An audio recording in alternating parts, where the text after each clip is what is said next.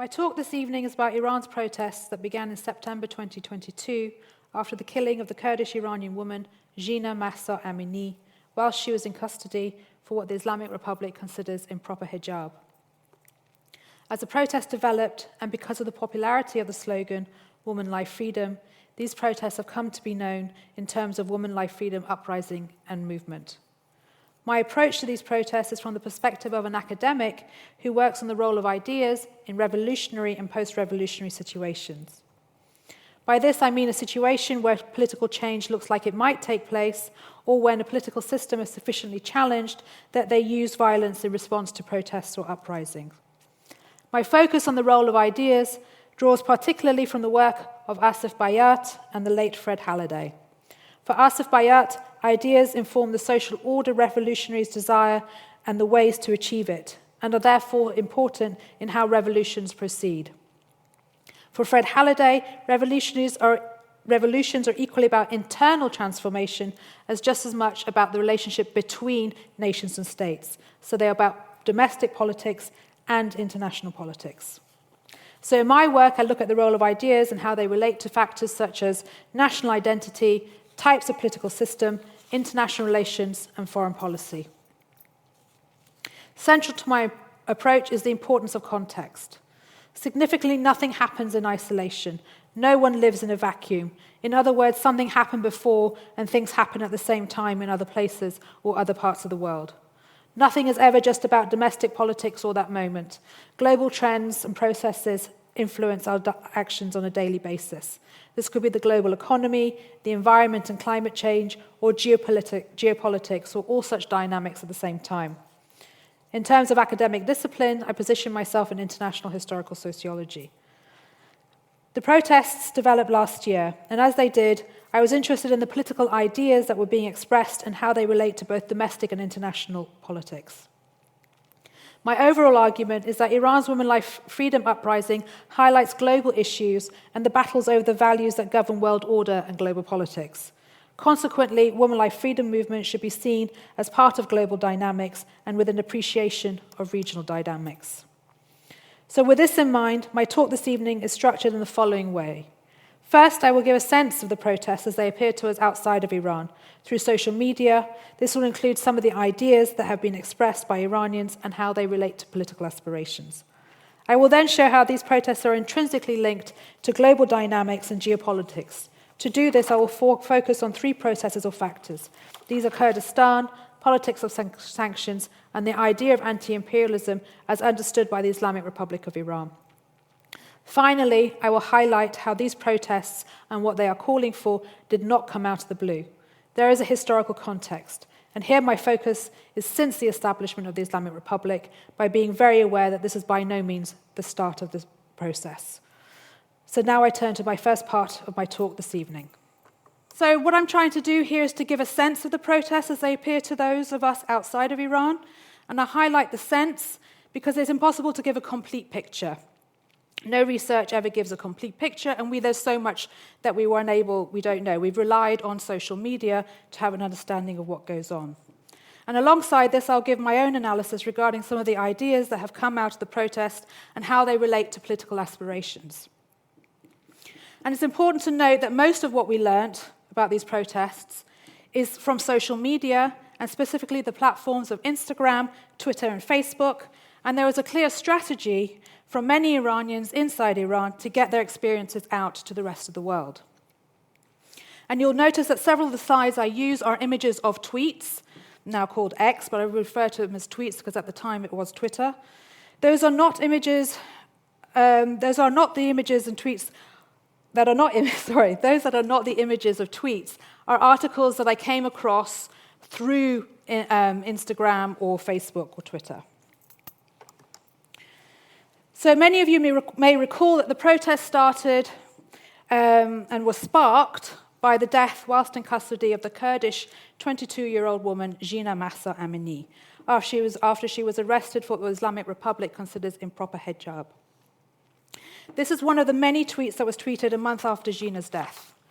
Jina is her given name, but the Islamic Republic does not allow Kurdish names, so many Kurdish people have two names. Mahsa is her second and official name. Of course, those of us working on Iran or from Iran are very much aware of compulsory hijab is one of the pillars of the Islamic Republic ideology, which was established after the revolution in 1979. Very briefly, for women, compulsory hijab means wearing a headscarf or rousari in public from about the age of 10. And for men, it includes restrictions on wearing short sleeves and shorts, for instance. But these protests illustrated to the rest of the world the issue of compulsory hijab. The extent to which the Islamic Republic security forces and other institutions clamp down on the issue of compulsory hijab varies since the establishment of the Islamic Republic. But since under the current President Raisi, there has been a much stricter crackdown.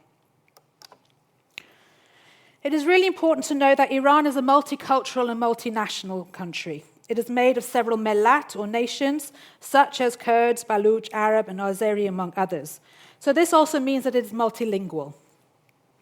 As the protests spread from Jina's hometown in Rojalat, or Iranian Kurdistan, following her funeral, the Kurdish slogan Jin Jian Azadi, meaning woman, life, freedom, became widespread and was adopted as a slogan for these protests. Here we see it in Kurdish, Persian, and Baluch, and these are just some of the many languages in Iran, and these languages and the slogans in these different languages appeared through social media. And it's worth highlighting that these protests have shown both to Iranians inside Iran, but also outside Iran and the global community, a disparity in the relationship between Iranians' communities on the one hand and the Islamic Republic on the other, with the harshest violence clampdowns being by Islamic Republic security forces on Kurdish, Baluch, and Arab and Azeri communities, or millat. In response to Jina's death, schoolgirls and women began removing their rousari, or hijab, and cutting their hair in solidarity. These were shared on social media, as we see in these tweets. These have now become a common image, but at the time, the extent of such tweets was certainly significant. These tweets are from October last year, but reflect similar images that appeared beforehand. Importantly, boys and men came out in support. The last tweet is a video from Tehran University, and I've chosen this because it's quite symbolic of the issue of men and women coming out in solidarity, and also the issue of hijab. If you go to the tweet, it's a video showing men and women holding hands, many of them women without hijab. And this is significant because it's not permitted to hold hands unless you are father and daughter or husband and wife, for instance. So in many parts of universities in Iran, there is segregation based on gender. And so here they have come in one of Tehran's largest universities, singing the song Iran from 1941, which is known as a song for unity, and so it's a very symbolic video. Very quickly, these protests came to be known in terms of a feminist uprising or feminist revolution. And we saw a lot of analysis coming and being shared on through social media. So this is just two examples. Here we have two articles pictured, which were published not long after Jina's death and the protests starting. The image on the left is Kian Tajbakhsh's article. It refers to the protests of the first feminist uprising because it was led by girls and women.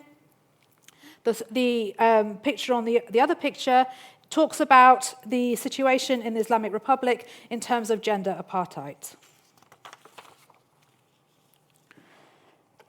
As these protests developed, it became very clear that Iranians' reasons for protesting was not just about the issue of compulsory hijab, but also, as Asif Bayat puts it, the everyday, wanting to live everyday lives. So now I'd like to share with you this video. You may have come across it during the protests. It's been widely shared. It's about 2 minutes long. It is a song by Shervin Hajipur, pictured here. The song is called Baraye, which means because of, for the sake of. Shervin wrote it in response to some tweets that Iranians were posting after Jina's death, all of which started with the word Baraye, for. So for me, the song shows how the reasons for protesting are complex. They provide a very visual example of the everyday, as Asif Bayat highlights. The song went viral after Shervin posted it. He was arrested. The song was removed from the platform, and he was later released. The Gresham College lecture that you're listening to right now is giving you knowledge and insight from one of the world's leading academic experts. Making it takes a lot of time, But because we want to encourage a love of learning, we think it's well worth it. We never make you pay for lectures, although donations are needed. All we ask in return is this. Send a link to this lecture to someone you think would benefit, and if you haven't already, click the follow or subscribe button from wherever you're listening right now. Now, let's get back to the lecture.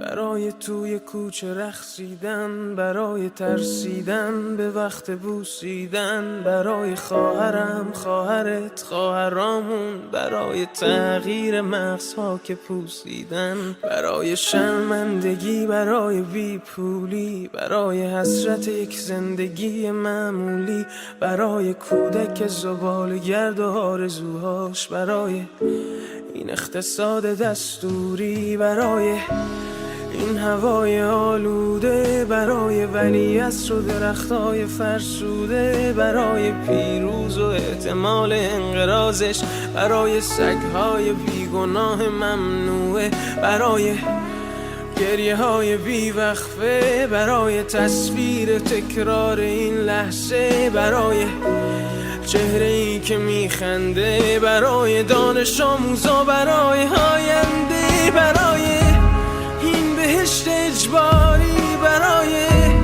نخبه های زندانی، برای کودکان افغانی، برای این همه برای غیر تکراری، برای این همه شعارهای تو خالی، برای آوار خونه های پوشالی، برای احساس آرامش، برای خورشید پس از شبای طولانی، برای قرصای اعصاب و بیخوابی، برای مرد میهن آبادی، برای دختری که آرزو داشت پسر بود، برای زن زندگی آزادی،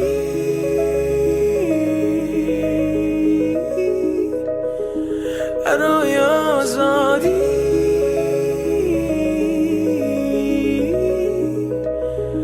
برای آزادی،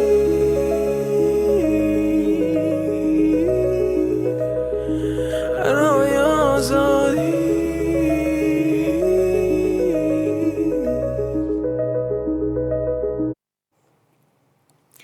So the important point that I would like to make, and especially in the context of us living here in the UK, for instance, sometimes protests that take place in other parts of the world seem very, very far. They seem very unrelated to what we might be experiencing here in a daily basis.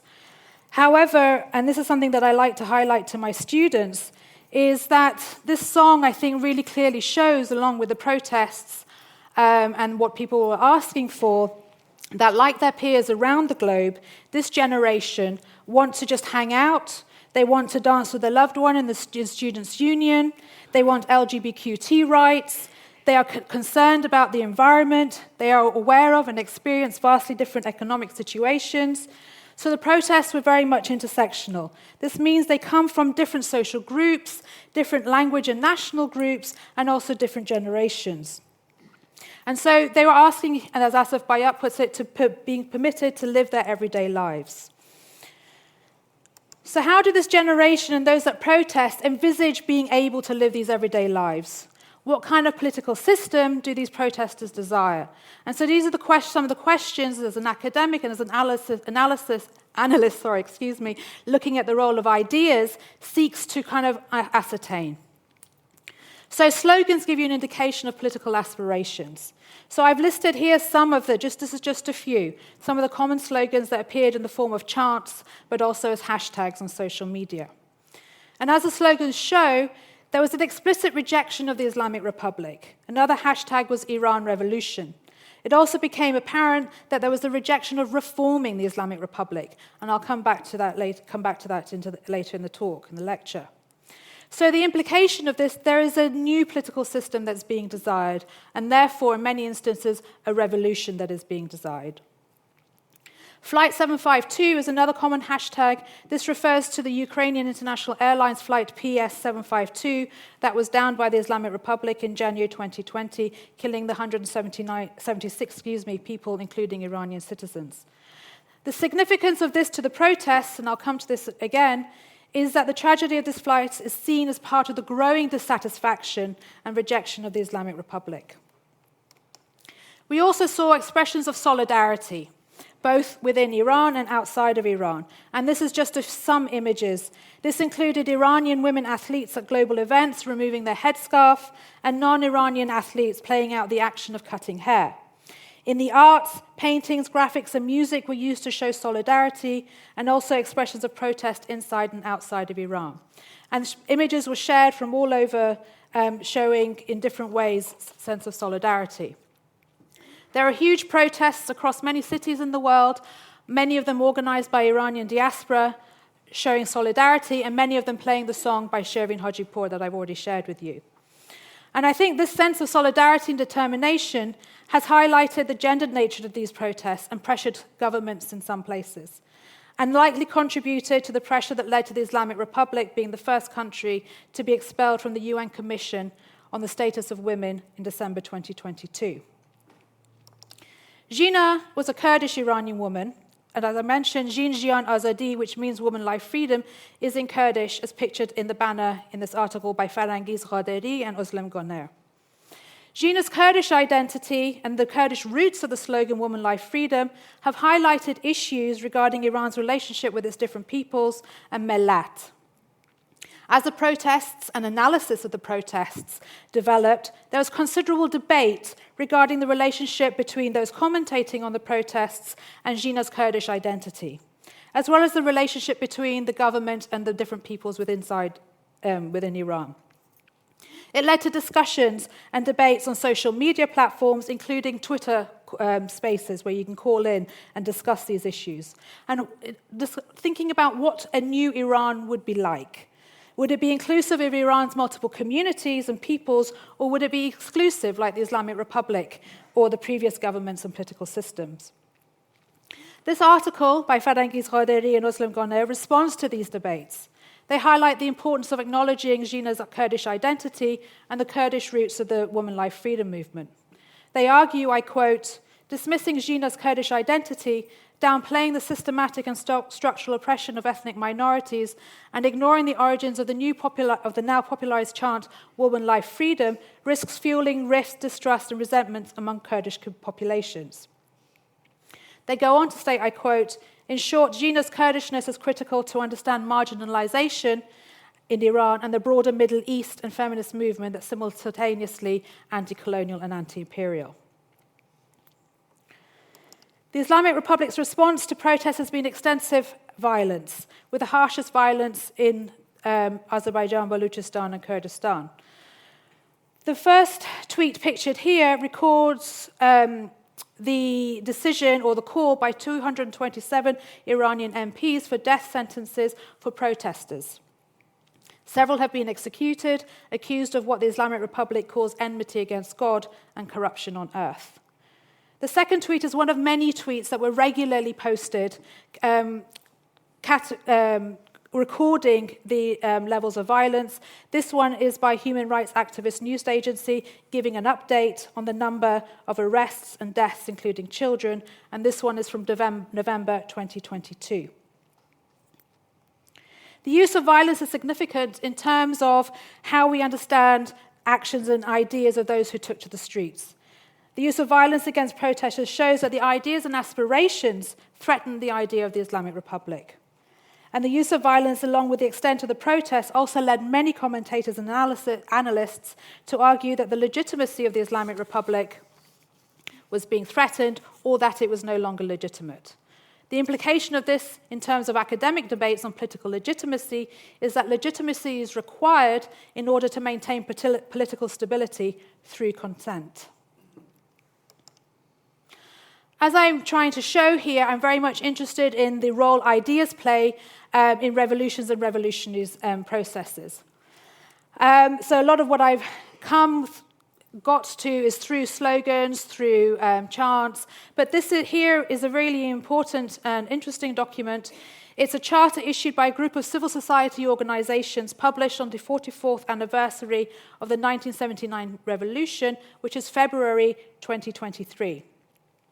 My interpretation of the introduction is an indication of a rejection not only of the Islamic Republic of Iran, but also of the previous government or political system of the Pahlavi monarchy as a legitimate political system.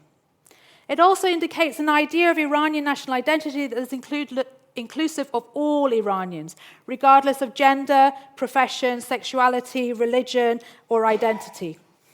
And all Iranians, and they say this by saying from Kurdistan to Sistan Baluchistan, Kurdistan being in the north and Sistan Baluchistan in the south.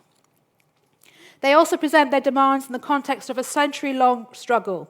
This is a reference to the constitutional revolution, which brought in a parliament, and also they consider themselves as the, quote, the major progressive social movement. They make 12 demands that relate to women's, children's, workers' rights, and political prisoners. They call for politics that are not based on religion and a normalization of relations with all countries. So this gives us an indication of the type of international relations that they would like, what kind of foreign policy they would like. And I would like to share 2 of their 12 demands in detail. The first is demand number 4, and the second is demand number 10. So demand number 4 is the immediate declaration of full equality between men and women in all political, economic, social, cultural, and family respects. The unconditional abolition of laws and forms of discrimination based on gender and sexual orientations and identity. Official recognition of the LGBTQIA+ community, decriminalization of all sexual orientations and identities, and unconditional adherence to women's rights to make decisions about their own bodies and affairs, and the prevention of acts of patriarchal control. The next one, an end to environmental degradation, the implementation of decisive policies to revive environmental assets damaged over the past century, and the restitution to the public of all natural areas. So why highlight these 2 in particular? These highlight global issues. All of us, our governments, are having to deal with these issues. These are part of our discussions on a daily basis here in the UK and elsewhere. They are very much part of the discussions of our youth. And not only are they global issues, they are also related to how we imagine not just domestic politics, but also norms and values of global order and the international and global institutions and processes. For instance, we're about to have COP28. And this leads me to the second part of my talk, which focuses on the international dynamics and specifically geopolitics.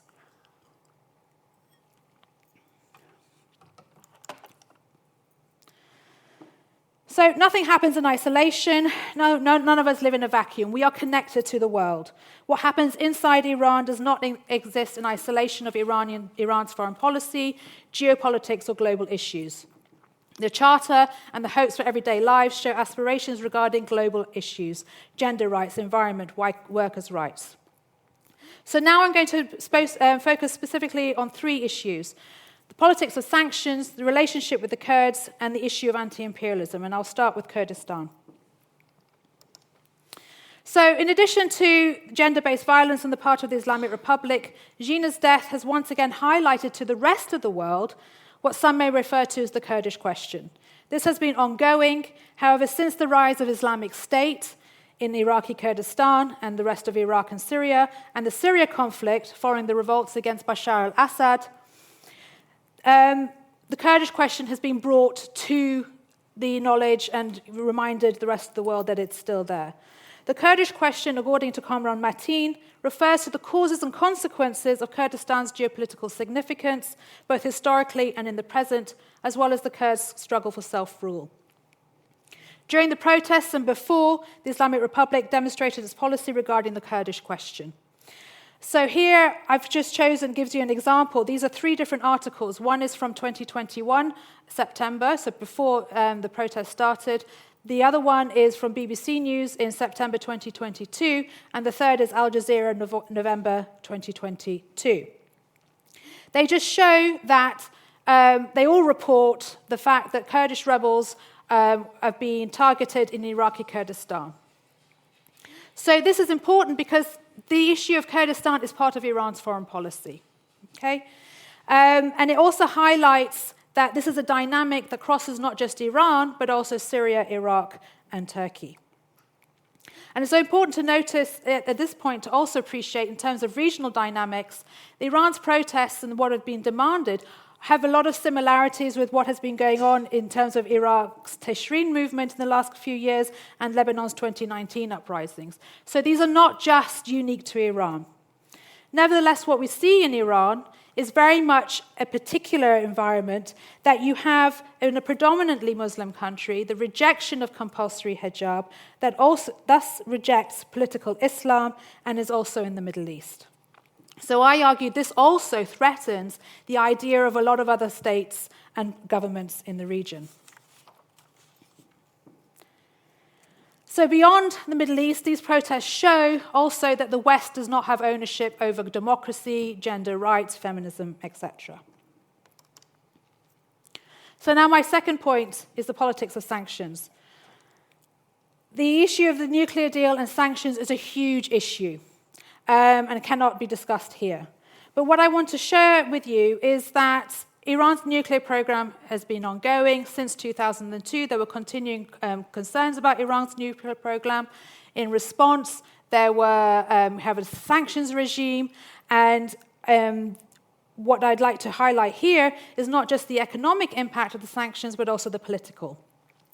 So in the early 2000s, the Iranian democracy movement rejected sanctions because it was considered a threat not just to democracy, but also to sovereignty. And here's an example. Shirin Ebadi, who is the Nobel Peace Prize laureate and also Iran human rights defender, was among those that rejected sanctions for these particular reasons. In 2011, so this article is from 2010, in 2011 she stated that she had changed her stance. So in the context of the nuclear program, we have a new president comes in 2013, Hassan Rouhani, and it's in the context of his presidency, which is also at the same time as Barack Obama's presidency, that negotiations about Iran's nuclear program take place and culminate, as we see here in this other picture, in the JCPOA, or Iran nuclear deal. So this is between China, the EU3, France, Germany, and the UK, Iran, Russia, and the USA. And at the time, the nuclear deal was very much welcomed. It was considered as a starting point to deal with the economic situation in Iran. And there was hope about creating stability, not just in Iran, but also the wider region.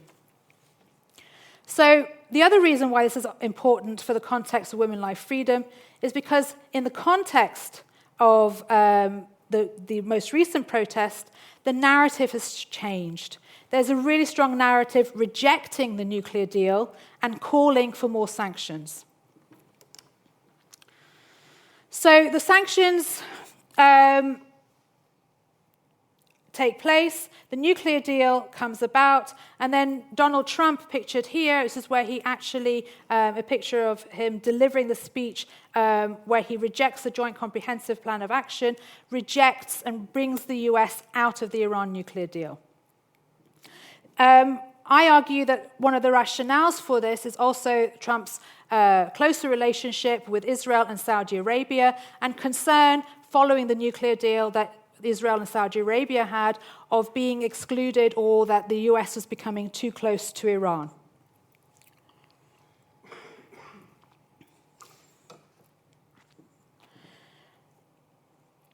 So the impact of this decision by Trump was that the US sanctions were reimposed. This allowed the hardliners in the Islamic Republic to further justify their discrediting of the Iran nuclear deal. And in their eyes, the actions of the US further legitimizes the Islamic Republic's ideology in relation to the view that there is US hegemony which must be prevented in the region.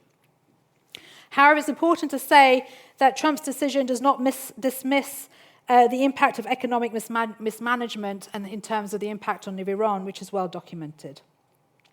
So this context highlights the geopolitical and regional dynamics. So the second image here, we have is another picture highlighting Shirin Ebadi's role, who is one of the people that has been at the forefront of calling for more sanctions.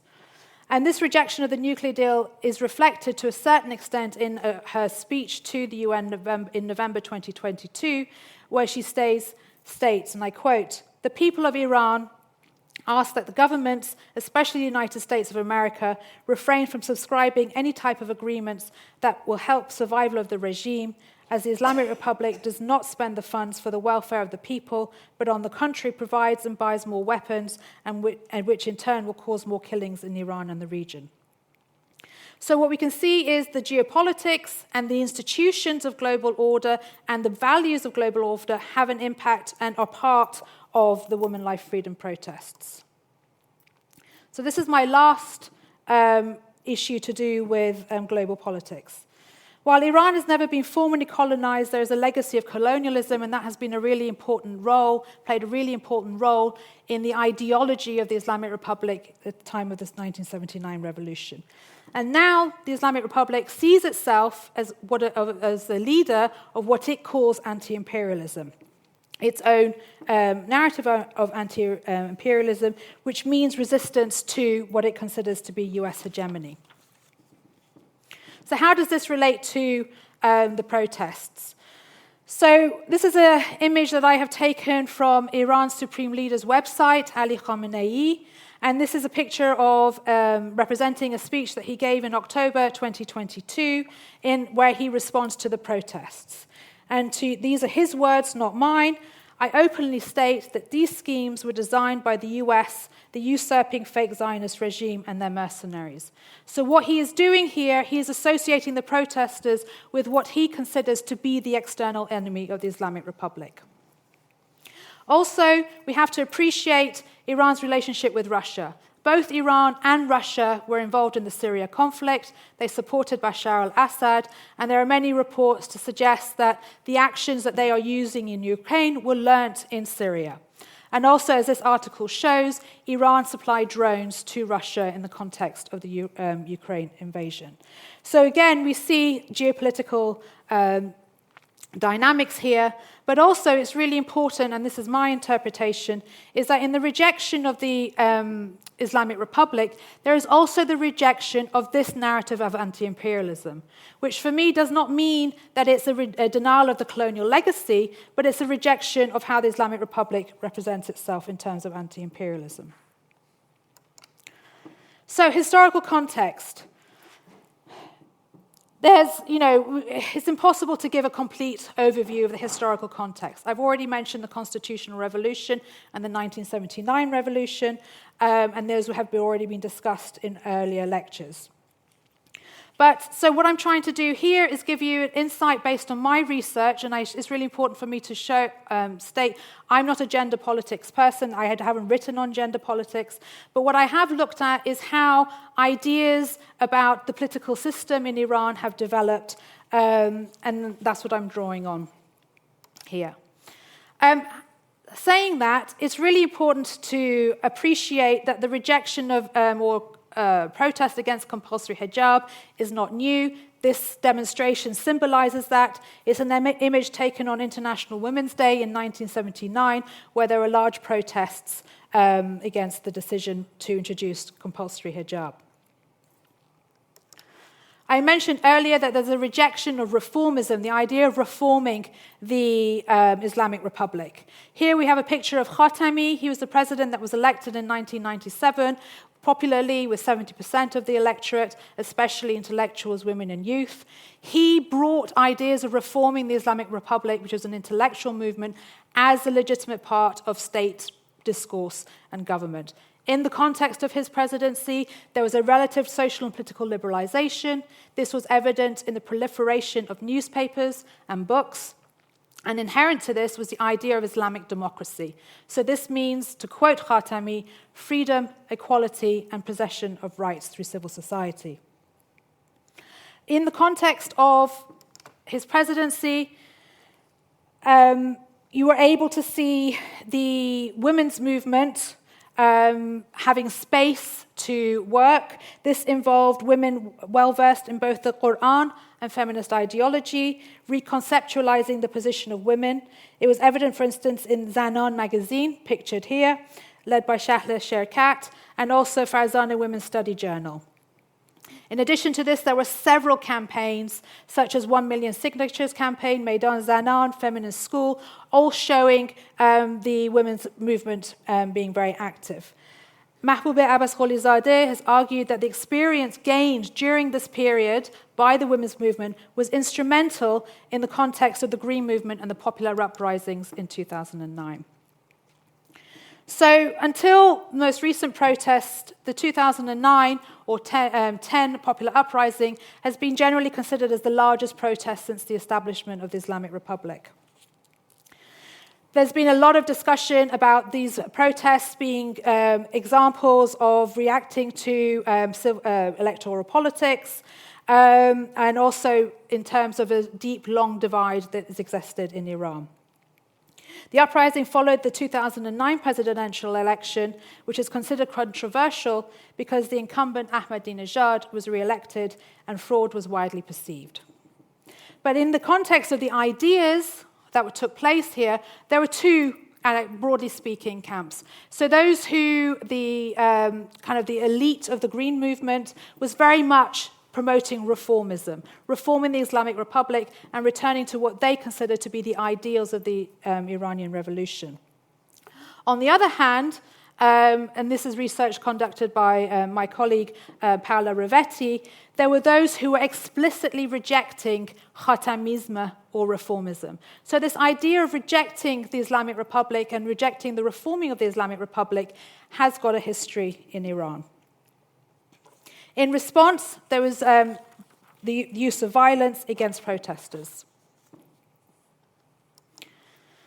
So I think it's important, although this isn't necessarily my own area of research, I draw on those, but considering the discussions as the protest developed about highlighting Jina's Kurdish identity, I've chosen this picture here just to highlight the historical and intellectual roots of the slogan Woman, Life, Freedom.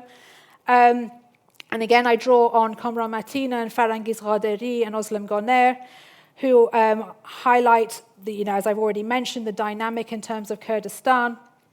But we need to appreciate that Jin Jiyan Azadi was developed in the Kurdish women's freedom movement, both in Bakur and Rojava, so outside of Iran, using Abdullah Öcalan's theories, central to which are the role of women in creating a free society. And that the Kurdish women's freedom movement was forged over decades of struggle, but most recently in the fight against Islamic State. So I just have two more slides and then I will conclude. So the Women, Life, Freedom protests, the latest in a series of protests between 2017 and 2020. And here I draw on Ali Fatullah Nejad's work, who's done a detailed analysis of that period. There were nationwide protests at the end of 2017 and beginning of 2018, often referred to as the day protests. And also these protests again saw anti-government slogans along with demands regarding the environment and also demands in relation to socio-economic situation. Protests resumed again in November 2019, and so this is what the picture on the left represents, often referred to as the Aban protests. And these were more widespread than the earlier protests and were considered by some as the largest since 1979. The violence used against these protesters was extensive, with up to 1,500 protesters reportedly being killed. During the Women, Life, Freedom protests, the Aban protests were often recalled, both in terms of slogans and in terms of hashtags. And I've been told that these protests and their response, along with the COVID policies and the downing of the Ukrainian international airlines, which I've already referred to, were really a turning point in the rejection of the Islamic Republic, not just in terms of reform, but a complete rejection of the idea of the Islamic Republic. And I think also in terms of not to take away of the tragedy of, by any means, of the tragedy of the downing of the Iran the Ukrainian flight by the IRGC is to appreciate that this also takes place in the regional dynamic. It was shot down after the assassination of Qasem Soleimani, who is one of the major generals within the IRGC, by the US and in Iraq. And this was in the context of a very tense regional dynamic within the Persian Gulf.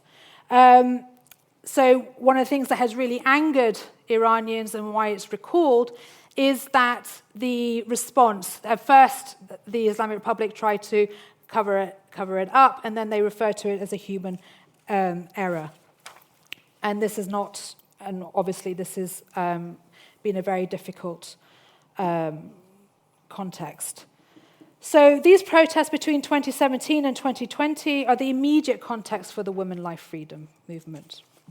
So this is my last slide before my concluding remarks, which will be brief.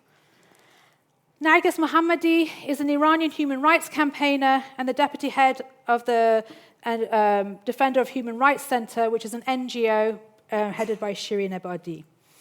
She has been in prison for much of the past 13 years because of her work, and from prison, as reflected in her book pictured here, White Torture, she has also highlighted the violence of women towards women inside prisons. This October, she was awarded the 2023 Nobel Peace Prize for, I quote, her fight against the oppression of all women in Iran and her fight to promote human rights and freedom for all.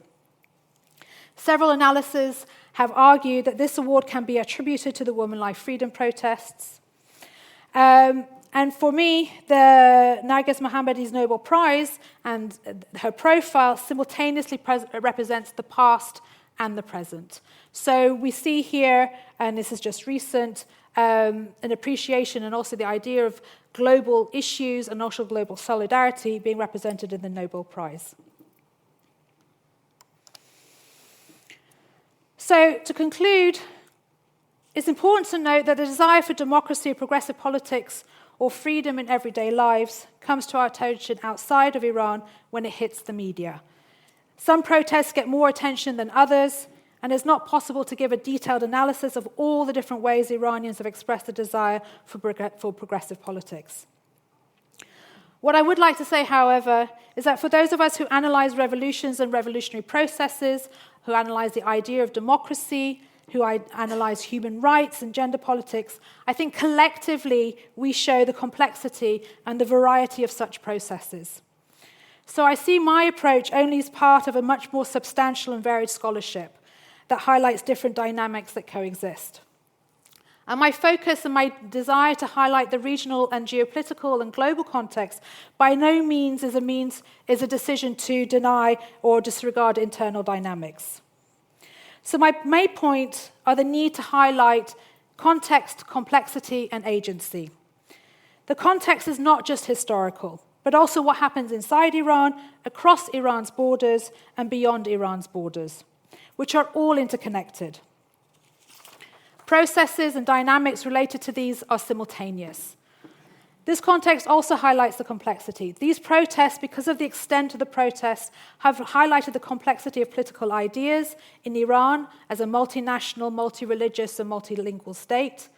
Also, Jina's Kurdish identity and Kurdish roots of the slogan, Women, Life, Freedom, have highlighted long-standing grievances and exclusions. My focus on Kurdistan does not imply less importance regarding other parts of Iran or other communities. This complexity is also evident in the fact that the Women, Life, Freedom protests highlight global issues. And I think this is my most important and for me, the most important point. They show that, like so many young people around the world, issues such as gender rights and the environment, workers' rights are really important. They also demonstrate a rejection of religion-based, gender-based, and race-based violence, which we are seeing in social movements across the world. They demonstrate a rejection of socioeconomic status quo.